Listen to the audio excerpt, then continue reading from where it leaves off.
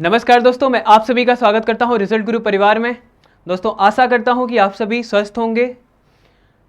आज हम बात करेंगे कि अभी शासनादेश जारी किया गया है अहर्त समकक्ष योग्यता को लेके। अब इसमें पहले क्या लिखा रहता था और अभी क्या होगा, इन पूरी जानकारी को हम पूरे विस्तार से जानेंगे। आइए चलते हैं सबसे पहले हम उस शासनादेश की तरफ। वो शासनादेश हम देखते हैं कि वो क्या किस प्रकार का बात यहाँ पे की गई है। देखिए, ये शासनादेश की यूपी गवर्नमेंट की ये वेबसाइट है, यहीं से डाउनलोड की गई है। ये नोटिफिकेशन देखिए यहाँ पे ये आया है। अब ये है क्या, ये शासनादेश आखिर है क्या? देखिए, ये शासनादेश जारी किया गया है भारत में विधि द्वारा विश्वविद्यालय की ये जो स्नातक उपाधि के समकक्ष अर्हता के संबंध में। जैसे कभी पहले परीक्षा में जब हम किसी भी परीक्षा के लिए आवेदन करते हैं तो वहाँ पे ये लिखा रहता है कि विधि द्वारा स्थापित विश्वविद्यालय से समकक्ष योग्यता, मतलब अगर स्नातक है तो स्नातक की समकक्ष योग्यता क्या हो, धारण की हो, वहां से प्राप्त की हो। अब देखिए, वहां इस बात को अब यहां पे स्पष्ट एकदम किया जाएगा कि आप किस प्रकार की परीक्षा करा रहे हैं। ये आयोग द्वारा स्पष्ट किया जाएगा कि आप किस प्रकार की परीक्षा करा रहे हैं। वहां पे अर्हता किस परीक्षा की होगी, किस विश्वविद्यालय को मान्यता प्राप्त होगी, किसकी मतलब कहाँ के किस विद्यार्थी को लिया जाएगा, कौन से किस उपक्रम के विद्यार्थी को लिया जाएगा, ये सारी चीजें एकदम क्लियर होंगी। देखिए, आगे हम देख लेते हैं इसमें क्या दिया गया है। ये मुद्दा है कुल मिला के श्री विकास एवं उत्तर बनाम उत्तर प्रदेश का ये मुद्दा है। ये देखिए 2020 का ये जो रीट था, ये जो रीट दायर किया गया था श्री विकास जी द्वारा अन्य बनाम ये जो उत्तर प्रदेश राज्य में, ये क्या था, उच्च न्यायालय में ये रीट ये दायर किया गया था। और इसमें ऐसा था कि जिसका आदेश था 17 दिसंबर 2021 को कि ये जो विहित अहर्त परीक्षा या अहर्ता, जो अहर्ता और समकक्ष अहर्ता की बात होती है, उसको आयोग द्वारा क्या किया जाए, उसको क्लियर किया जाए। अन्यथा की स्थिति में ऐसा होता है जैसे कि हम दे रहे हैं अभी कोई भी परीक्षा, जैसे हमने एआरओ की परीक्षा दी। अब एआरओ की परीक्षा में ये उदाहरण स्वरूप है, एआरओ की परीक्षा में क्या, अब वहां पे समकक्ष योग्यता बता दी गई है। अब वो समकक्ष योग्यता को लेके कितने विवाद उठ रहे हैं। तो अब ऐसा कहा जा रहा है, शासनादेश में ये बात कही गई है कि अब इन सारी चीजों को स्पष्ट बताया जाए कि आखिर किस योग्यता की बात आप कर रहे हैं, वो कहां से अप्रूव हो तो बात होगी। देखिए, यहाँ पे लिखा है कि किसी भी भर्ती के नियमों में विहित अर्हता के साथ साथ समकक्ष अर्हता का उल्लेख वहां चयन प्रक्रिया के प्रारंभ में ही, मतलब पूर्व में ही समकक्ष अर्हता स्पष्ट रूप से निर्धारित करने के उपरांत ही चयन हेतु अधियाचन चयनकर्ता अधिकरणों को प्रेषित किया जाए। ये शासनादेश जारी किया गया है। और देखिए, इतनी बात ही नहीं, आगे और भी चीजों को देखेंगे हम कि आखिर बात क्या है, पूरी बात यहां समझेंगे। देखिए,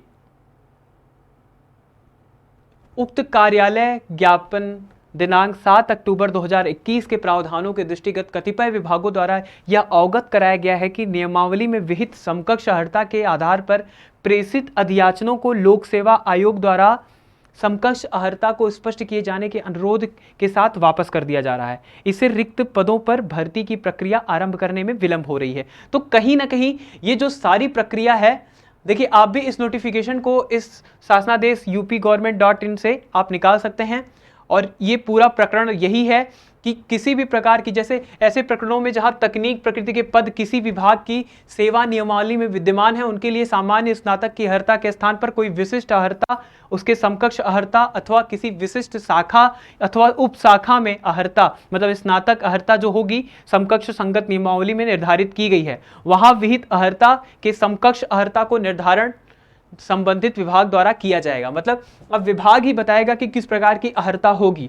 जब वहां खाली समकक्ष अर्हता लिख देने के बाद ही बात पूरी नहीं हो जाती है, उसको और स्पष्ट किए जाने की आवश्यकता होती है। अन्यथा की स्थिति में विभिन्न विवाद उठते रहे हैं, जिससे वैकेंसी में थोड़ा विलंब भी होता रहा है। तो कहीं ना कहीं इसके द्वारा अब क्या होगा कि अगर सारी चीजें स्टार्टिंग में ही क्लियर हो जाएंगी तो किसी भी प्रकार का विवाद उठने की संभावना नहीं रह जाएगी। और अगर विवाद, जो छोटे मोटे विवाद उठते भी हैं, उसमें आयोग के पास अपना एक ग्राउंड होगा, वो उस आधार पर कार्य कर पाएगा। ठीक है। अब देखिए, केंद्र अथवा किसी राज्य सरकार द्वारा विधि द्वारा स्थापित किसी विश्वविद्यालय, डीम्ड विश्वविद्यालय अथवा संस्थान द्वारा अध्ययन की किसी भी शाखा में यदि स्नातक की उपाधि प्रदान की गई है तो उक्त समस्त उपाधियां स्नातक के रूप में मान्य होंगी। देखिए, ये क्लियर किया जा रहा है यहाँ पे। फिर है मानव संसाधन विकास मंत्रालय द्वारा शिक्षा मंत्रालय भारत सरकार द्वारा मान्यता प्राप्त विभिन्न व्यावसायिक निकायों संस्थानों द्वारा संचालित तकनीक पाठ्यक्रमों में प्रदान की गई स्नातक स्तर की उपाधियों और मानव संसाधन विकास मंत्रालय तथा अखिल भारतीय तकनीक शिक्षा परिषद AICTE जितनी टेक्निकल डिग्री होती है वो यहीं से अप्रूव होती हैं द्वारा समय समय पर निर्गत दिशा निर्देश के अधीन स्नातक के समकक्ष मान्य किए जाएंगे।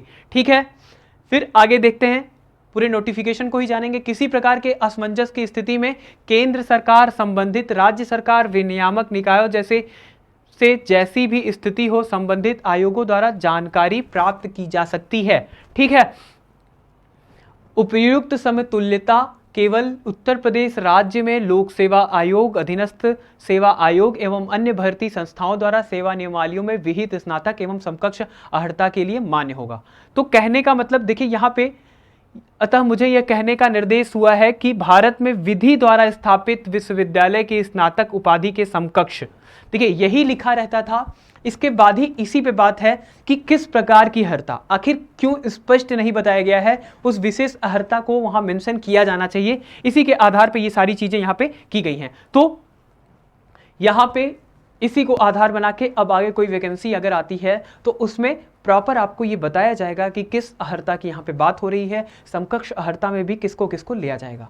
तो आज के लिए इतना ही। अगर आपको मेरे द्वारा दी गई जानकारी अच्छी लगी हो, आप इससे संतुष्ट रहे हो, तो चैनल को सब्सक्राइब करिएगा, वीडियो को लाइक करिएगा और शेयर भी करिएगा। और अगर कोई सुधार आप चाहते हैं तो बिल्कुल आप कमेंट के माध्यम से बता सकते हैं। आपका स्वागत है। धन्यवाद।